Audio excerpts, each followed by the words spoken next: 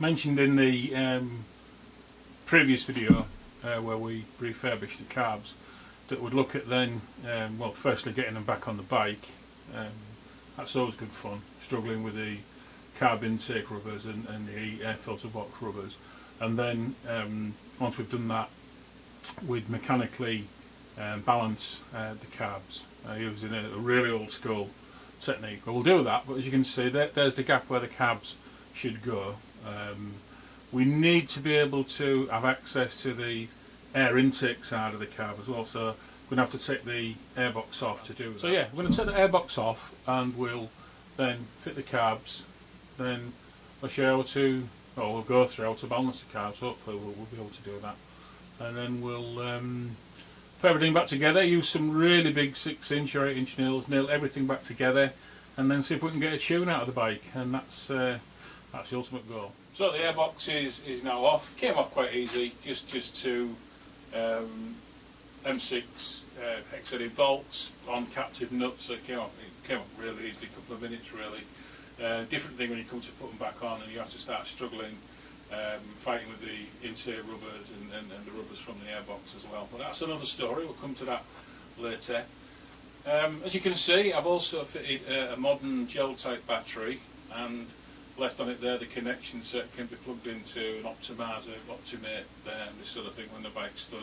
So yeah, another thing that I haven't done originally, I've moved away from the original, and something I believe is an improvement. Certainly if we're going to be, people are going to be riding the bike and maintaining the bike in the future. I know the restoration guys are never too happy with things like that, but hey, what the heck. Let's just hope they don't chase me out the village with fire torches and things like that. So, carbs are back on the bike. Actually wasn't too difficult, didn't fight me too much, but of course there's still the airbox and the connector rubbers from the carb to the airbox to go in. That can be, they can be a little bit of a struggle. I think what I'm going to do is leave the rubbers on the airbox and try to slide everything into place. I've noticed as well that on these are the retaining bolts, hopefully you can see these are the retaining bolts for the airbox, and these are on elongated holes on the top rail, so that's probably designed to give a little bit of movement on the airbox backwards and forwards, so we can fit that one in hopefully. Throttle cables are back in. We just need to sort of balance the carbs now, as we mentioned. We're going to use a really old school trick. Well, it's not a trick, I suppose, it's a method. A couple of different methods. Some people like to sort of finger the carbs. Get a finger in each hole and finger the carbs while they twist the grip. I prefer a different method. I'm going to actually use a couple of lolly sticks and slide those into the carb, and that'll let us see the amount of deflection on the sticks. Will tell us if and when the carb slides are moving. So let's move on and do that. So all the sticks are in place. Again, there are, as I mentioned with the methods, is some people prefer to get two fingers in each hole of the carb and finger the carb while they're twisting the throttle. I've just found it easier to sort of see where to see when the slides start moving by this method, really. So if I twist the throttle, you should see the carb furthest away from you, which is the right hand carb if you're sat on the bike, starts to move there, and actually quite a little bit later, what's perhaps around 15-20 degrees, this one then starts to move on the left hand.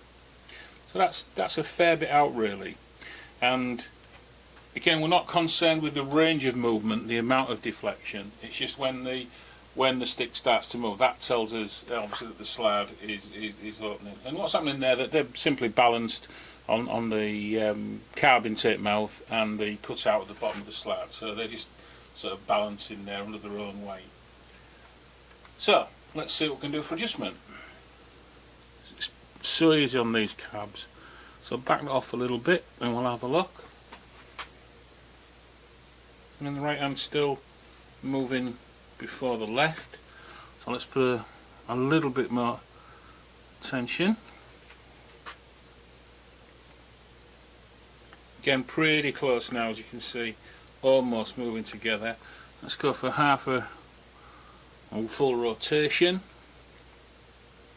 Nearly there.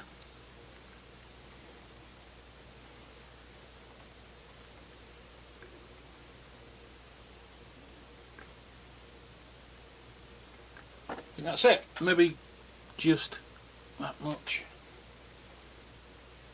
Yeah, so both the sticks starting to move at the same time. So that tells obviously the slides are starting to go at the same time. So I think we can call those balanced. So there are other methods. This is one I prefer, so it makes it easy for me to work on. It's one I've always been used to. Let's quickly just knock that lock nut up. Again.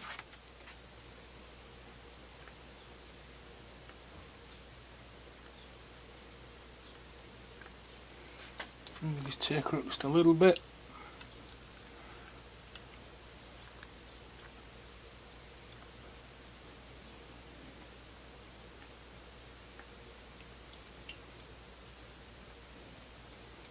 And that's a bit like watching paint dry when you're watching these things. But